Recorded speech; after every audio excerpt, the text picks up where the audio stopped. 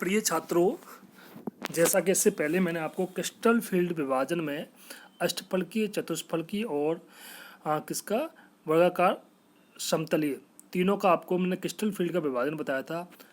तीनों के बाद में क्रिस्टल फील्ड को प्रभावित करने वाले कारक कौन कौन से कारक हैं जो क्रिस्टल फील्ड को प्रभावित करते हैं। पहला है धातु आयन पर आवेश। इसे 3 भागों में बांटा गया है। समान धातु आयन लेकिन ऑक्सीकरण अवस्था अलग हो, ऑक्सीकरण अवस्था बढ़ने पर डेल्टा का मान बढ़ता है। जैसा इसमें दे रखा है डेल्टा O इक्वल टू ऑक्सीकरण अवस्था। इसमें 2 आपको एग्जाम्पल दे रखे हैं। एक है आयरन H2O6 2+ और दूसरा है आयरन H2O6 3+। तो पहले वाला जो हमारा है जो कॉम्प्लेक्स है उसमें जो डी इलेक्ट्रॉन है, जो इलेक्ट्रॉनिक विन्यास है वो D6 है, और जो दूसरे वाला है उसमें इलेक्ट्रॉनिक विन्यास 5 है। तो इससे पता चल रहा है कि समान धातु है और समान लिगेंड जुड़े होने पर भी क्या होता है, धातु आयन पर जिस पर आवेश अधिक होता है वहाँ डेल्टा का मान बढ़ जाता है, क्रिस्टल फील्ड विभाजन ऊर्जा का मान बढ़ जाता है। दूसरा पॉइंट है जैसे जैसे डी इलेक्ट्रॉन की संख्या बढ़ेगी डेल्टा का मान कम हो जाएगा। डी इलेक्ट्रॉन की संख्या बढ़ने पर, पहला था धातु आयन पर आवेश बढ़ने पर मान बढ़ता है। दूसरा है डी इलेक्ट्रॉन की संख्या बढ़ेगी तो डेल्टा ओ का मान कम होगा, इक्वल टू डेल्टा ओ का मतलब octahedral anti proportional to D electron की संख्या। तीसरा है ऑक्सीकरण अवस्था अलग हो और धातु आयन भी अलग हो लेकिन डी इलेक्ट्रॉन की संख्या समान हो तो उच्च ऑक्सीकरण अवस्था वाले धनायन के लिए डेल्टा का मान उच्च होता है। तो ये हमारा पहला पॉइंट है धातु आयन पर आवेश, ये किस प्रकार से क्रिस्टल फील्ड विभाजन ऊर्जा को प्रभावित करता है, इसके बारे में मैंने आपको ये बताया। चौथा पॉइंट है इसमें प्रथम संक्रमण श्रृंखला 3D से 4D 5D संक्रमण श्रृंखला तक आने पर डेल्टा के मान में वृद्धि होती है। तो ये 4 पॉइंट है धातु आयन पर आवेश से। पहला है धातु आयन पर चार्ज बढ़ेगा तो डेल्टा का मान बढ़ेगा। दूसरा है डी इलेक्ट्रॉन की संख्या बढ़ेगी तो डेल्टा का मान कम होगा। तीसरा है ऑक्सीकरण अवस्था बढ़ेगी तो डेल्टा का मान भी बढ़ेगा।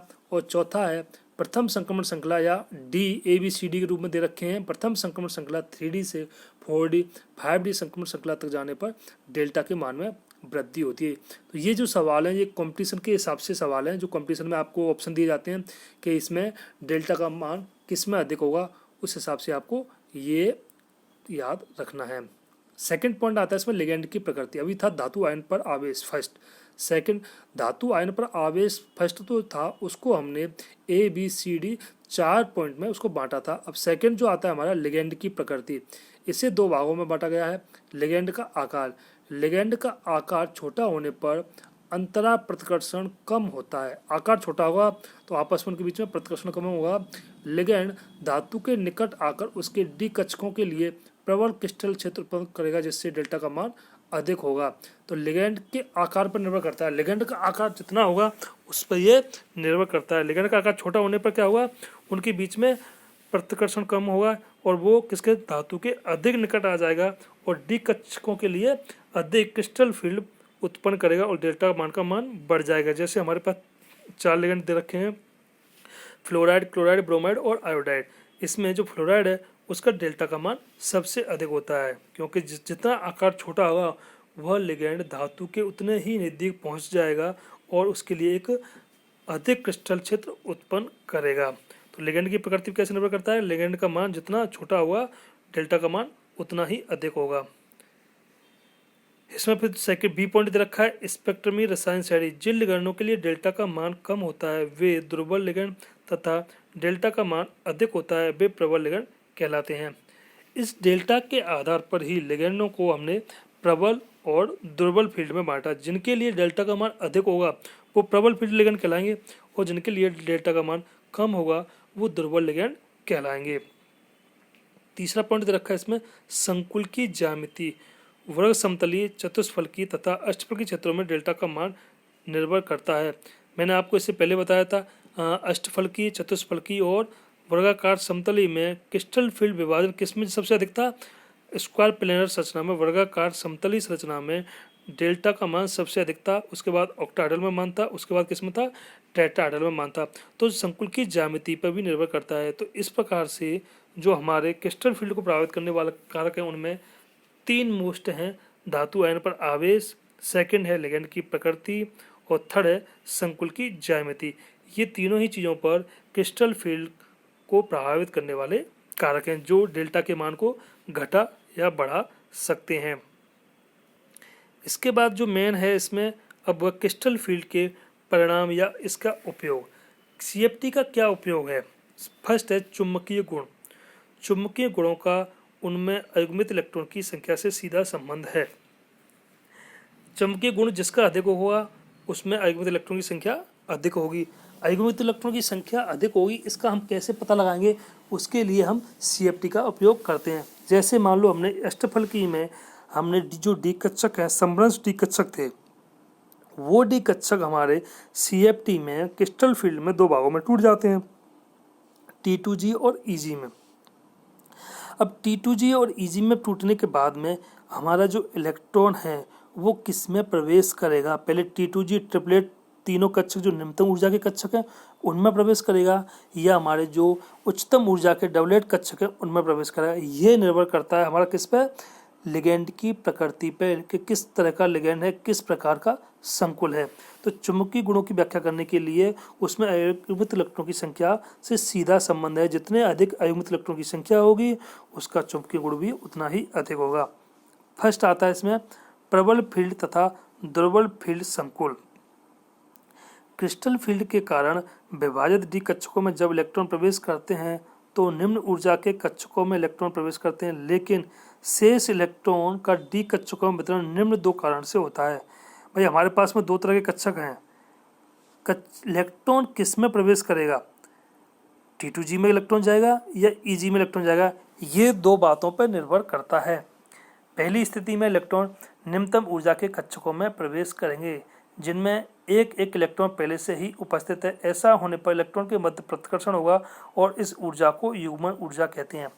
सवाल यह है इलेक्ट्रॉन किस तरह से प्रवेश करेंगे?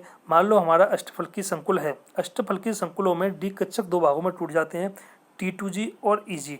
T2G कक्षक में 3 कक्षक हैं और EG में 2 कक्षक हैं। हमारे पास में कोई ऐसा कॉम्प्लेक्स है जिसका D3 इलेक्ट्रॉनिक विन्यास आता है, तो तीनों इलेक्ट्रॉन पहले T2G ट्रिपलेट कक्षक जो निम्नतम ऊर्जा के कक्षक है उनमें प्रवेश करेगा। फर्स्ट, सेकंड, थर्ड इलेक्ट्रॉन प्रवेश कर गए।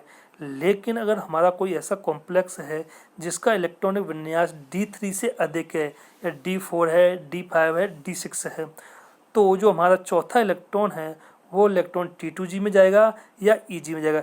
3 इलेक्ट्रॉन तक, 3 D3 इलेक्ट्रॉनिक विन्यास तक इलेक्ट्रॉन T2G कक्षकों में आसानी से प्रवेश करता है क्योंकि वो निम्नतम ऊर्जा के हैं। लेकिन चौथा इलेक्ट्रॉन है वो हमारा T2G में प्रवेश करेगा या EG उच्चतम ऊर्जा के जो कक्षक है उनमें जाएगा।